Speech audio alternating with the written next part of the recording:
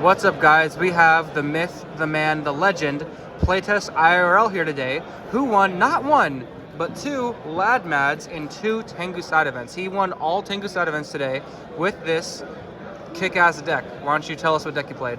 I decided to play Lightsworn for this deck. Lightsworn, for some reason, is not being played in Tengu, and I don't know why. There's 3 JDs in this deck, in this format. Like, what are you doing, guys? Play this deck. It's so good. Yeah, so 3 JDs. And that's the main reason why I wanted to play it, because I was having a lot of fun playing this deck in Edison, and in Edison, JD's at 2, but this format is 3, so play it. Play it, guys. It's 3,000 damage direct, and it blows up the field. You can't ask for any more than that. Before we go on the deck file, I do want to shout out Amazing Mike Man behind the camera. Without him, there would be no Tengu pod at the LA Regional. He did his best to network to try to find all the Tengu players, and we were able to find 8 people for the pods. Actually, 9 people, to count that one guy who didn't show up.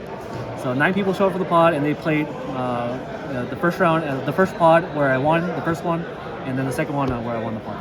So yeah, Lightsworn's good deck.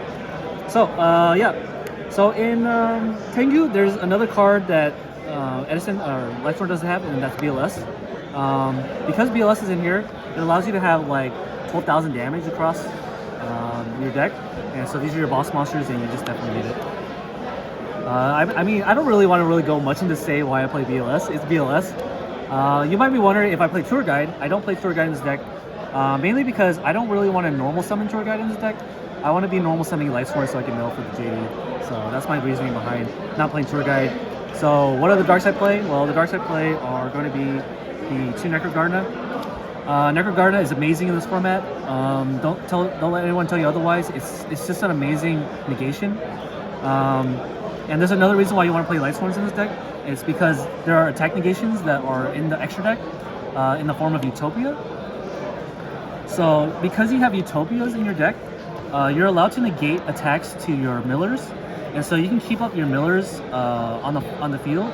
And Necrogarda and Utopia both negate attacks so that you can mill, so that you can get your JDs in the graveyard and just set up. That's kind of the idea behind that. And a lot of people don't play Utopia in this deck, but that's just a mistake. You have to play Utopia in this deck because, one, you're playing Tragodia, which is the other dark target in this deck. And so being able to copy a level 4 and steal level 4s to make Utopia makes it so that you now have a dark and a light. And also you have a beat stick that's like huge that they have to climb over if you don't have a level 4. Thunder King Ryo is a slight problem in this deck because these guys right here special summon themselves inherently, so Thunder King does negate it. So what you want to do is try to drop the Trag on the Thunder King and steal the Thunder King by pitching a level 4. There's a lot of level 4s in this deck. Let's just go into the Lightsworns real quick. So level 4s in this deck are going to be the 1 Wolf. I still believe that you should only play 1 Wolf in every Lightsworn build. Maybe some builds you do want to turbo it out, but for the most part, this is a true brick.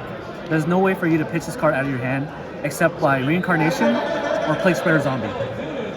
Those are the only 2 ways, and Lumina. Those are the 3 ways you can do it. And Solar Recharge.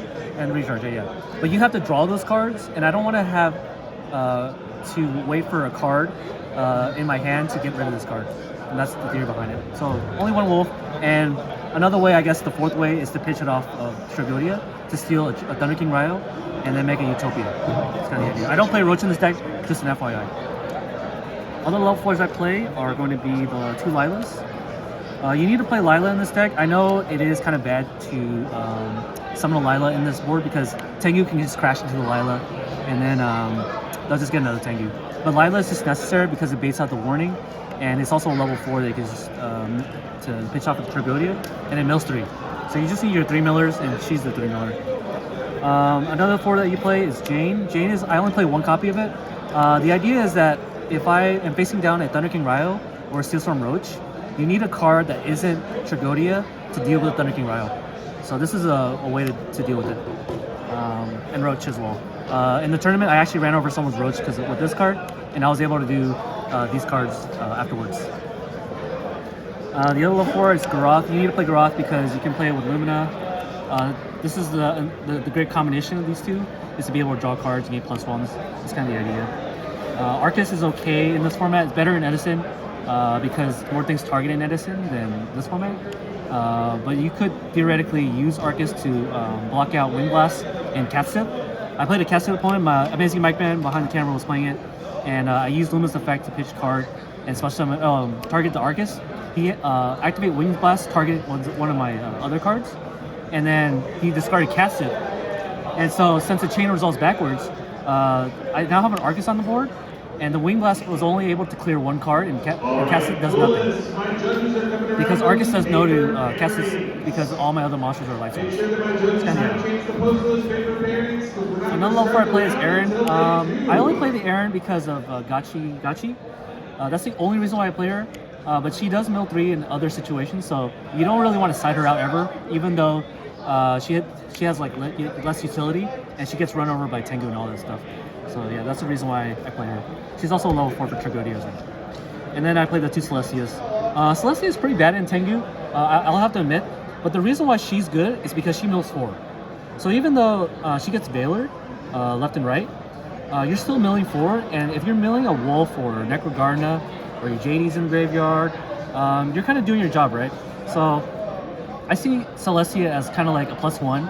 Even though you're trading a Lightsworn away, the Lightsworn trades with the Veiler, and then this card is able to generate value. So you're generating a +1 if you mill your big guys in the graveyard. And then the second top reason to play this deck is because you have 2 card trippers. I can't stress how important card tripper is in this format. It's able to run over a Thunder King Ryo, and so having ways to run over Thunder King Ryo and then generate you a plus by milling Necrogarna or any like Wolf or whatever, and then being able to replace stuff when it crashes to the Thunder King Ryo, it's just a key. It's just a good key aspect of the card tripper.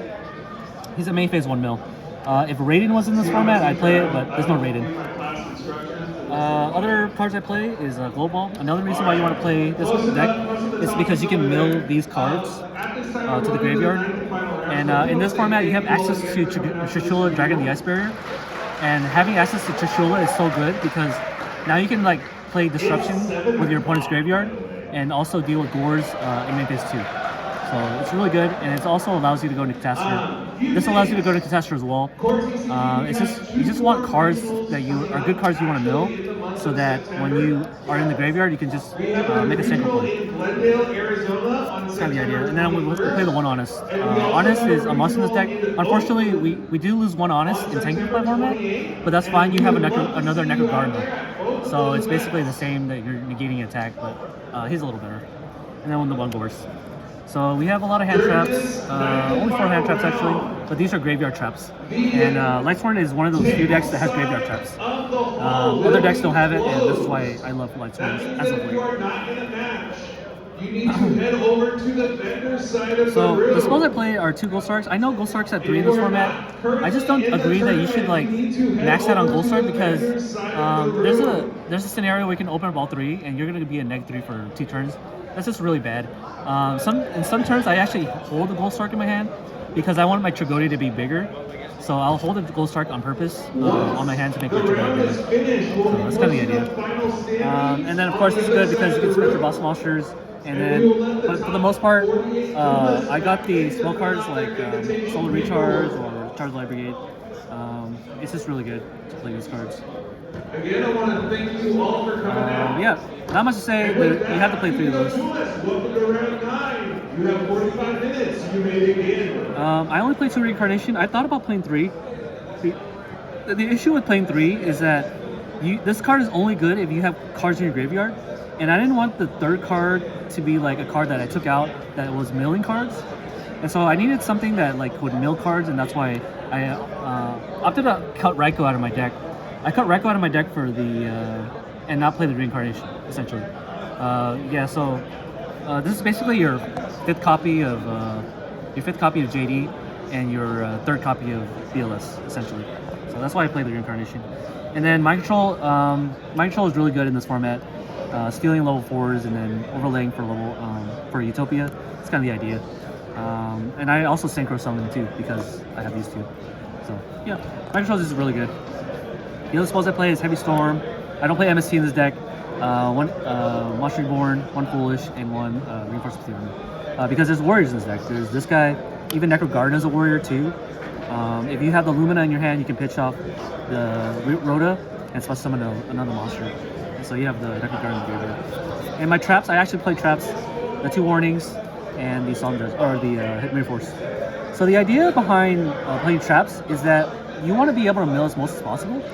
And these cards aren't necessarily deep prisons or like 1-for-1 trades, because if I have a Lumina on board and I have her out, I want these cards to protect her. I don't want the deep prisons to protect her, because someone can summon a tour guide, especially summon the Sangan, and then deep prison can only deal with 1 card, and then I would lose my Lumina in the process. So I play trap cards to deal with boards post board, and also to protect my millers, and that's kind of the idea behind why I play the 2 warnings and the Mythos. So that's 40 cards. Do you have any questions, Mr. Amazing Mike Man? Yeah, why Mirror Force over Torrential? Wouldn't Torrential synergize with Trooper? So the issue with Torrential is that if I Torrential a board where I have a miller on the board, I won't be able to mill. So I want to keep my millers alive, and these cards allow me to keep my millers alive through most of the situations, right? Tour Guide and Sangan, these cards can deal with it. Right? That makes sense. So even though my opponent's getting a +1, I'm getting a +1 by leaving this on board. That's kind of how I see it. So that's why I decided to go for the Mirror Force over the Torrential. So any other Checks questions? out. No, that checks out. Okay, so that's 40 cards. We're gonna go to the side deck. 3 Maxis. I didn't know what to play for this event, but I played 3 Maxis. I often decided 2 anyways, so this card could be easily anything else.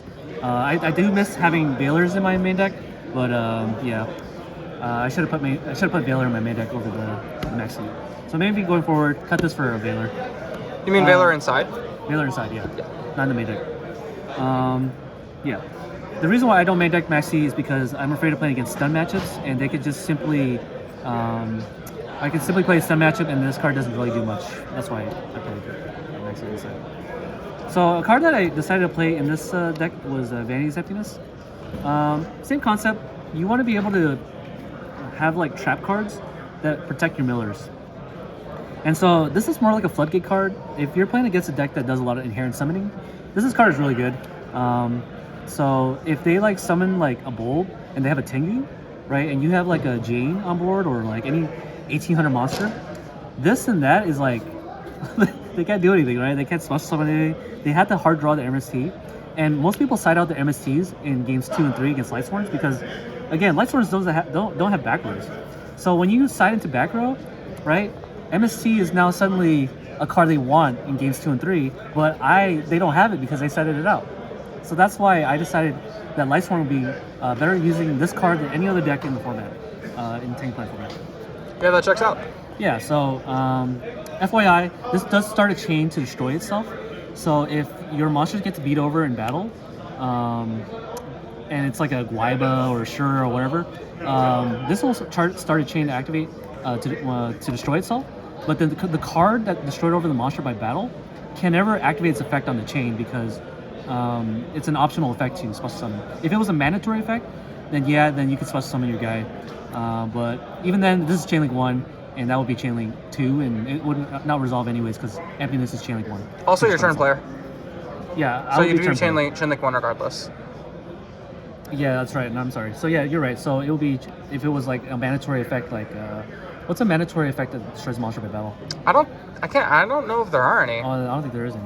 Okay, well, whatever the case is, it's just a really good floodgate for ending your opponent's turn, so that you have another turn to mill and play your JD. This card gets really easily shut off because you play so many spell cards that, like, you know, that turn off your own vanities. Because the card says whenever a card on your field goes to the graveyard, this starts a chain to destroy itself. So you have all these spell cards that you can activate to start a chain to destroy itself, and it's not really much of an issue to turn it off on your turn, essentially.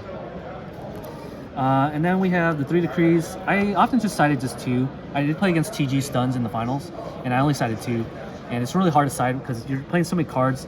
So going forward, maybe these 2 should be the Veiler going forward. You don't need 3 Decrees. Even though Decrees at 3 in this format, you have diminishing return if you have too many Decrees in your deck.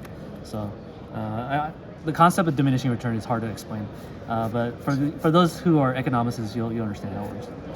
3 MST, diminishing return, even though it's not quite diminishing return, I would probably cut this card going to 2 going forward. You have Lila, you don't need anything else. So, and then just because it's funny, I decided to side deck the Magical Merchant. It's only against decks that don't destroy things. A lot of things in Tengu don't destroy. They typically just like try to like attack over. And that's what I like about this format over to Edison is that Edison has more cards to destroy face down cards. I know you can argue Scrap Dragon and Trishula is in the format, but for the most part, if you're playing against plants, they're gonna summon a Tengu with Thunder King, and this actually gets stopped by Thunder King. So Thunder King Ryo attacking to this Thunder King Ryo does stop because this excavates. So I forgot about that. But for the most part, this is really good against decks that like try to attack you essentially. Just slow decks, like Jurex maybe. Jurex don't really play Thunder King. I know sometimes they do, but Oh, they do. There's some They in always Guaiba, do. there's some in Guaiba, there's some in Velo. That's usually what they do. This should have been a Dark Hole, so I couldn't find my Dark Hole in time, so just ignore that. I might, in theory, you could discard like a Necro Gardener on your hand in a Gold Bulb, so that's better in that respect, but going forward, this should be the Dark Hole, and yeah, that's kind of my, that's kind of my side deck. It's a makeshift. The side deck doesn't matter as much, so long as you have the Maxis and the Emptiness and the Decree, I think you're fine for the most part. So that's 15 cards in my side deck. Let's go into the extra deck. So Lightsworn gained some new friends along the way from Edison, and those friends are Trishula, Dragon the Ice Barrier, really good card in general. Lumina, level 4, Plague Spreader's on. I don't really need to explain Trishula. It's just a really good card in this format. The card I actually went most over Trishula was actually Mistworm. Mistworm's still good. So people, if you're playing against Stun deck, you want to bounce back Starlight Roads, you want to bounce back Force Solemn Judgments, and this card does it way better than Trishula does, because Trishula only banishes 1 card, and if they have 3 back row, they're not going to care, but this one baits out Solemn Judgment, Solemn Warning, and Starlight, well, not Starlight Road, but it's just better against Starlight Road, so that when you do drop the JD, then you can go for lethal with these 2 boards. And so that's why I decided to keep the Mistworm in the extra deck, even though it's obsolete in Tengu Play format.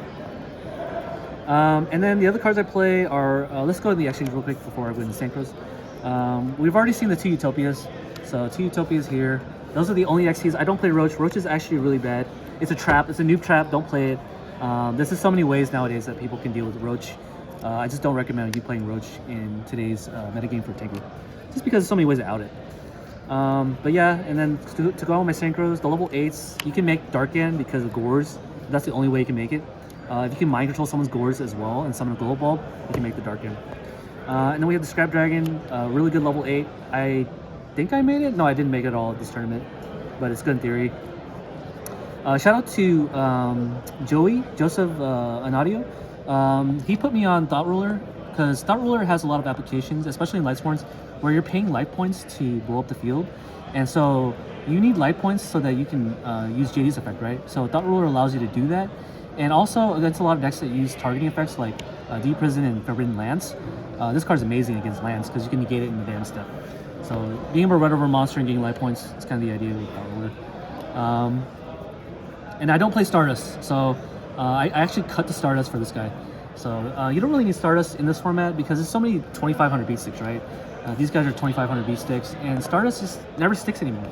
And since this deck doesn't play real trap, I mean it does play real traps, but you kind of have to see it. I just didn't think Stardust would be good. Level 6, I play Orient Dragon. That actually came up. I actually banished someone's, I forget what it was, a Bryanak, I think. I banished someone's Catastor? It was Catastor, yeah. I banished someone's Catastor, and then I went for lethal. And then I played the Bryanak because you can pitch Lightsworns out of your hand so that you can make your GD live. You can pitch like Blow Ball, Plague Spreader, Zombie, you name it. So definitely a staple. We did lose Goyo Guardian, so because we lost Goyo Guardian, but we made a new friend along the way, we just replaced Goyo Guardian with Orient Dragon. A card that I never go into, but it's good in theory, is Tempest Magician.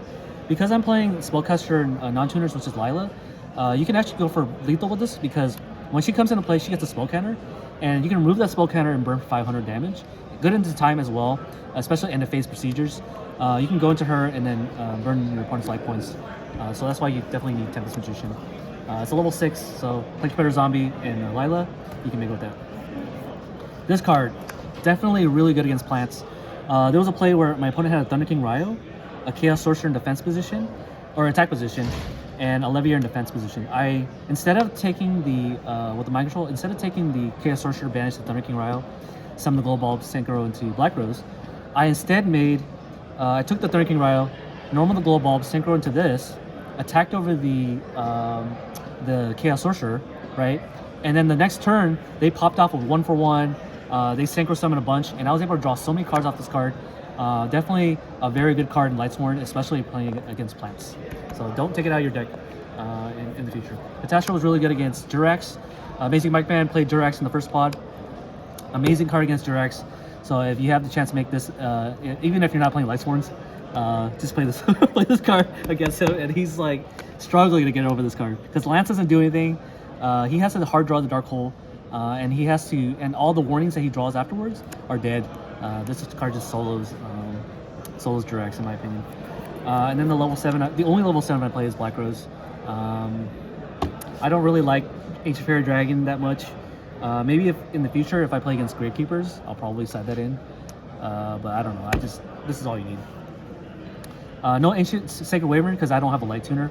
But maybe in the future I would. I don't think there's a level 6 non-tuner in this deck. Correct me if I'm wrong, but there's no way for me to make Ancient Sacred Wyvern, even if I had a Veiler in the game. And Army Arm. There's the only reason why you would play Army Arm is if you steal someone's Raikou. So maybe in the future I'll cut this card, or I don't know. You could Tragodia and then copy the Plague in the graveyard, the level, and then make this guy by top decking for the Plague. But that's a very like low key play. So yeah, maybe in the future if I do play Raikou, this will be a justified slot. So maybe you can cut this card for maybe something else. You can take their. Oh, sorry. Go on. You could take their Trooper and make it with Bulb. Yeah, right. I do play Trooper, right? So you could, Trooper and Bulb. So if you top deck, or if you know that you're gonna mill a Glow Bulb, summon Trooper, mill 3, get this guy. That's pretty much it. My matchups throughout the whole day, I didn't play Agents, but I did play Plants. If you consider 60 card Plants to be a deck, I played Plants twice. I played against no Agents though. I think Agents is like one of the best decks, so I did kind of like got away with it. Christia is like a bane of this deck, I would say, but I decided to play a different light deck, and I played against Durex. I played against Chaos Piper Chaos. Is that what it's called? Piper Katsith. Piper Chaos. That was in your separate pod, yeah. That was Piper Katsith. So I played that, and I played against Durex. There was 2 card curry in my pod, but I didn't play it. I guess they knocked each other out. Really lost. Played against Hero. You played against TG Stun for sure. Yeah, I played against TG Stun in the finals, and I think that was it, right? Played against Hero Beat at all? Hero Beat? No, I didn't play Hero Beat at all. So yeah, that was my matchup spread. For the Tengu community who's playing Lightsworns, I honestly think Lightsworn is a tier 1 deck. I would put Lightsworn in tier 1. You just have to be highly represented, and hopefully people will go back to Lightsworns and take a play from that. But that's all for the video. Thank you guys for watching, and I'll see you guys in the next video. Peace.